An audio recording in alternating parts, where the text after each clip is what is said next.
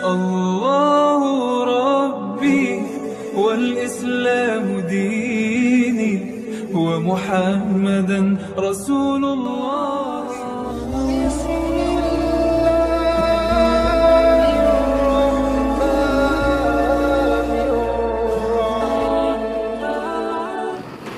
Assalamualaikum warahmatullahi wabarakatuh. Alhamdulillahi rabbil alamin, wa bihi nasta'inu ala umuri dunya waddin. Ashhadu an la ilaha illallah wahdahu la syarika lahul malikul mubin, wa ashhadu anna muhammadan abduhu wa rasuluhul amin. Allahumma fassalli wa sallim wa barik ala sayyidina Muhammadin wa ala alihi wa ashabihi wa man tabi'ahum bi ihsanin ila yaumiddin. Amma ba'd, fa ya ibadallah, usikum wa iyaya bi taqwallah faqad fazal muttaqun. Wa qala Allah ta'ala fil Qur'anil Karim, a'udzu billahi minasy syaithanir rajim. Ya ayyuhalladzina amanu taqullaha haqqa tuqatih wa la tamutunna illa wa antum muslimun. Ma'asyiral muslimin, jamaah salat Jumat rahimakumullah, melalui mimbar ini mari kita sama-sama meningkatkan kualitas iman kita kepada Allah Subhanahu wa taala. Keimanan yang benar yang bersumber kepada Al-Quran dan Sunnah Rasulullah Sallallahu Alaihi Wasallam. Maka insya Allah ketika kita memiliki keimanan yang benar akan melahirkan satu sikap ketaatan kepada Allah Subhanahu Wa Taala yang disebut dengan takwa. Dan takwa adalah sebaik-baik bekal hidup kita.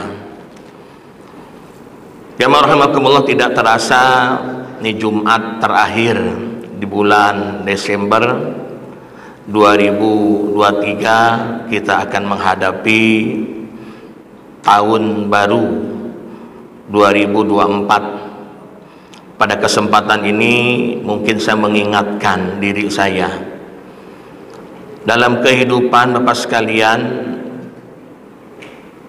Allah berfirman dalam surat Al-Mu'minun ayat 115, apa hasibtum annama khalaqnakum abasa wa annakum ilaina la turja'un.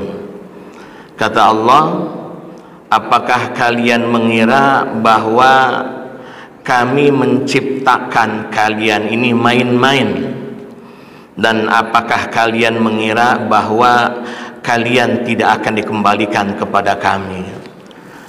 Bapak sekalian, betapa banyak mungkin di antara kita di dalam kehidupan menganggap hidup ini hanya untuk sekedar memenuhi keinginannya saja, hanya untuk sekedar memenuhi kemauannya saja. Apalagi mungkin nanti di tahun baru kita lihat kafe-kafe pasti penuh, bar penuh, diskotik pasti penuh. Ya, bahkan tidak sedikit orang-orang yang pesta miras, bukan hanya di kota besar, termasuk di desa-desa. Bahkan tidak sedikit berita-berita setelah tahun baru, banyak orang-orang yang meninggal gara-gara oplosan miras. Tidak sedikit juga orang di dalam kehidupannya hanya memenuhi hawa nafsu saja. Artinya bahwa banyak saudara-saudara kita tidak memahami apa sesungguhnya tujuan hidup ini. Seolah-olah hidup ini hanya untuk di dunia saja. Padahal kata Allah bahwa Allah menciptakan kita ini nggak main-main, artinya ada tujuan. Ada tujuan Allah menciptakan makhluk ini, jangankan penciptaan Allah. Contoh Bapak sekalian, ketika kita keluar rumah pun pasti ada tujuan. Karena ketika orang keluar rumah nggak punya tujuan, pasti nggak sampai-sampai.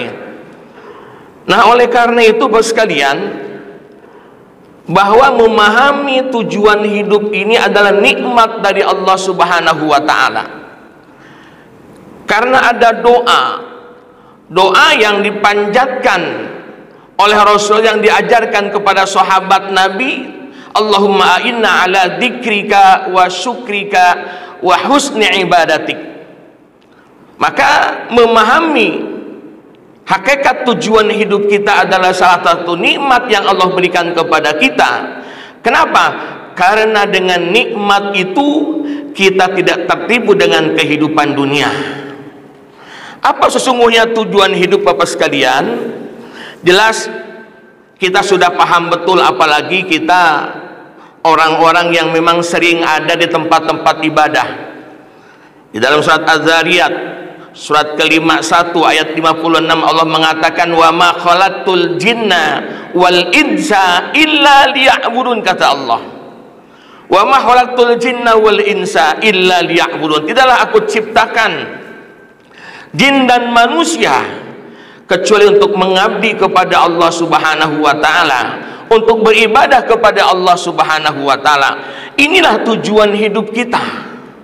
Sehingga ketika kita memahami tujuan hidup kita, semua orientasi kita ibadah, Bapak sekalian.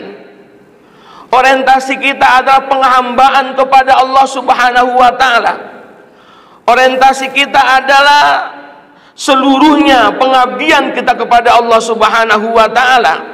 Maka di dalam sholat kita sering kita ucapkan, inna sholati wa nusuki wa mahyaya wa mamati lillahi rabbil alamin. Kita sering mengucapkan sesungguhnya ibadah saya, sholat saya, hidup saya lillahi rabbil alamin, hanya semata-mata untuk Allah Rabbul Alamin. Kenapa? Inilah orientasi hidup kita beribadah kepada Allah Subhanahu wa Ta'ala.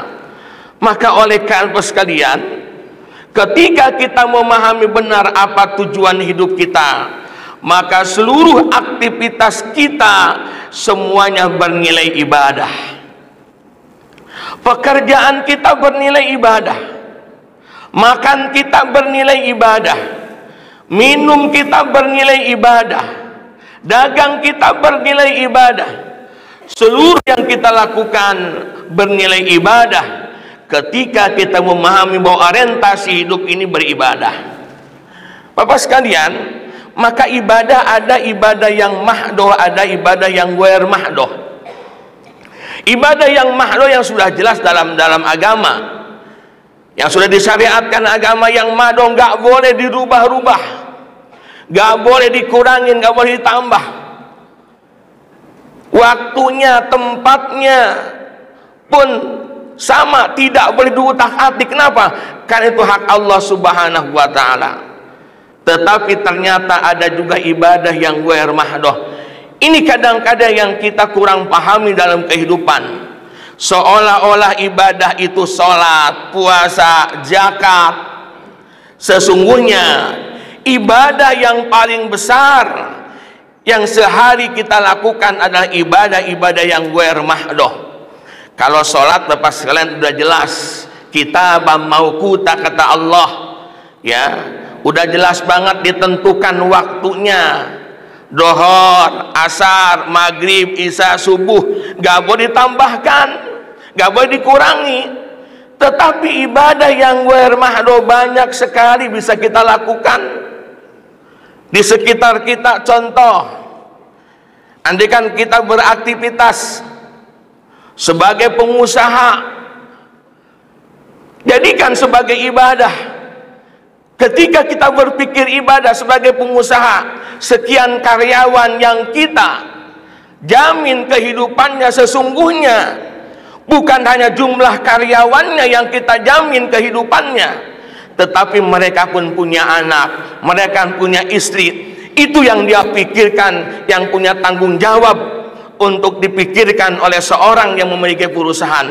Artinya ketika dia punya karyawan 5 orang, dia punya istri, dia punya anak, sesungguhnya yang dia jamin bukan yang 5 orang itu. Inilah berpikir ibadah. Sehingga tidak hanya keuntungan belaka yang dia pikirkan. Seorang karyawan pun sama. Ketika dia berpikir di perusahaan, bukan hanya untuk kepentingan pribadi, bahwa disinilah dia mencari hidup untuk anak istrinya, untuk keluarganya. Bahwa dia berpikir bagaimana dia bekerja untuk memajukan perusahaan itu, supaya perusahaan lebih berkualitas lagi, supaya peningkatan keuntungan lebih bagus lagi. Kenapa? Karena dia berpikir di perusahaan itu dia bisa menghidupi anak istrinya. Inilah bernilai ibadah. Seseorang yang mendapat amanah sebagai ketua RT, ketika dia memahami bahwa itu ibadah, saya yakin dalam kehidupannya dia akan berusaha bagaimana memaksimalkan mungkin melaksanakan tugas-tugasnya dengan tanda tangan RT. Andaikan di tempat itu ada tempat maksiat, dengan tanda tangan RT bisa ditutup. Dengan tanda tangan RT dan RW, fakir miskin bisa mendapatkan BPJS, bisa mendapatkan KJP. Orang-orang yang perlu bantuan dengan tanda tangan RT dan RW itu luar biasa. Kenapa? Ketika seseorang orientasinya ibadah, insya Allah semuanya akan mendapatkan kebaikan dan kebaikan. Wajar kalau Nabi mengatakan khairun nas man anfa'uhum linnas. Sebaik-baik manusia adalah orang yang dapat bermanfaat buat orang lain. Sebaik-baik manusia adalah orang yang dapat bermanfaat untuk orang yang banyak. Termasuk mengelola negara. Mengelola negara pun bernilai ibadah. Ketika orang-orang baik menguasai satu negara, yang dia pikirkan bukan untuk tujuan pribadi dan keluarganya, bukan tujuan untuk memperkaya diri, tetapi bagaimana keadilan bisa dirasakan oleh masyarakat. Kenapa? Kekuasaan itu akan langgeng ketika keadilan bisa ditegakkan di bumi negara manapun. Tetapi ketika penguasanya tidak adil, penguasanya zalim, jangan diharapkan negara itu akan mendapatkan negara yang baldatun thayyibatun wa rabbun ghafur. Inilah makna ibadah. Sesungguhnya kalau kita memahami sangat luas, maka sekalian, siapapun kita, apapun profesi kita, pahami bahwa hidup ini untuk beribadah kepada Allah Subhanahu wa ta'ala. Ketika kita lupa dengan tujuan hidup, Jibril alaihissalam datang menasihati Nabi. Tani Jibril alaihissalam. Kata Nabi datang kepadaku Jibril alaihissalam. Apa kata Jibril? Ya Muhammad, isma' sita fa innaka mayyitun. Wahai Muhammad, silakan kau hidup semau kamu, tapi ingat bahwa kamu pasti akan mati. Ketika kita lupa akan tujuan hidup, bahwa kita akan mengalami kematian, kita semua akan menghadap Allah Subhanahu wa ta'ala. Ketika lupa sesungguhnya orientasi hidup kita, sesungguhnya kerugian akan menimpa kita. Bahkan Jibril pun mengatakan, melanjutkan lagi, wa ahbib man sita fa innaka mafarikun. Silakan kau cintai apa yang kau cintai, sesungguhnya kau pasti akan berpisah dengan yang kau cintai. Ketika seseorang mencintai jabatan, tujuannya untuk jabatan, pasti dia akan kecewa dengan jabatannya. Ketika tujuan hidup untuk mencari harta, harta pun akan dia tinggalkan. Kenapa? Harta yang kita miliki tidak akan kita bawa ketika kita menghadap Allah Subhanahu wa ta'ala. Oleh karena sekalian, mari kembali kita mengingat-ingat tujuan hidup kita. Dan mudah-mudahan di 2024 nanti kita rencanakan, kita buat kurikulum hidup kita. Untuk apa sesungguhnya hidup kita?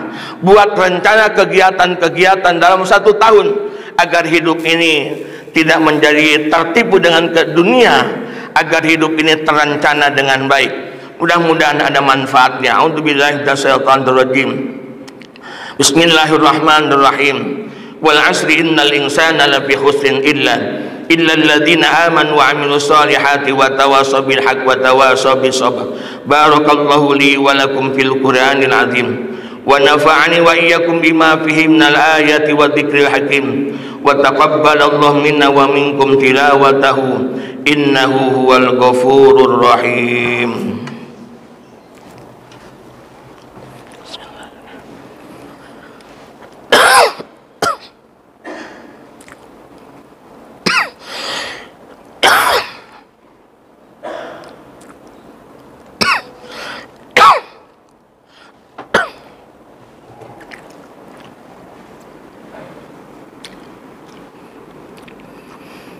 Innal hamdalillah nahmaduhu wa nasta'inuhu wa nastaghfiruh wa na'udzu billahi min shururi anfusina wa min sayyiati a'malina may yahdihillahu fala mudilla lahu wa may yudlilhu fala hadiya lahu. Asyhadu an la ilaha illallah wahdahu la syarika lahu wa asyhadu anna Muhammadan abduhu wa rasuluh la nabiyya ba'dah. Allahumma salli wa sallim wa barik ala Sayyidina Muhammad wa ala ali Sayyidina Muhammad kama sallaita ala Sayyidina Ibrahim wa ala ali Sayyidina Ibrahim wa barik ala Sayyidina Muhammad wa ala ali Sayyidina Muhammad kama barakta ala Sayyidina Ibrahim wa ala ali Sayyidina Ibrahim fil alamin innaka Hamidum Majid. Bapak sekalian, kembali saya ingatkan, yuk mari kita rencanakan orientasi hidup kita di 2024 semata-mata untuk ibadah kepada Allah Subhanahu wa taala. Jadilah seorang hamba Allah, apapun profesi kita, ketika Allah berikan kita jabatan untuk beribadah kepada Allah, ketika kita menjadi seorang ahli ekonomi untuk beribadah kepada Allah, ketika kita Allah berikan sebagai pengusaha, jadikan untuk beribadah kepada Allah Subhanahu wa taala. Insya Allah kita akan menghadap Allah dengan tenang, menghadap Allah dengan husnul khatimah. Innallaha wa malaikatahu yusalluna 'alan nabi ya ayyuhalladzina amanu sallu 'alaihi wa sallimu taslima. Allahumma ighfir lil muslimina wal muslimat wal mu'minina wal mu'minat al ahya'i minhum wal amwat innaka qaribun mujibud da'wat. Allahumma ansur ummata sayyidina Muhammad. Allahumma aslih ummata sayyidina Muhammad. Allahumma arham ummata sayyidina Muhammad. Allahumma ansur ihwanana mujahidin fi Palestin. Allahumma ansur ihwanana mujahidin fi Palestin. Allahumma ansur ihwanana mujahidin fi kulli makan wa kulli zaman. Allahumma inna nas'alukal huda wat tuqa wal afafa wal ghina. Allahumma inna nas'aluka ridhaka wal jannah wa na'udzubika min sakhatika wan nar. Rabbana ighfir lana wa li ikhwanina alladhina sabaquna bil iman wa la taj'al fi qulubina ghillan lil ladzina amanu rabbana innaka raufur rahim. Rabbana dzalamna anfusana wa illam taghfir lana wa tarhamna lanakunanna minal khasirin. Rabbana atina fid dunya hasanah wa fil akhirati hasanah wa qina adzabannar. Ibadallah, innallaha ya'murukum bil adli wal ihsan wa ita'i dzil qurba wa yanha 'anil fahsya'i wal munkar wal baghi ya'idukum la'allakum tadhakkarun wa la dzikrullahi akbar. Aqimis shalah.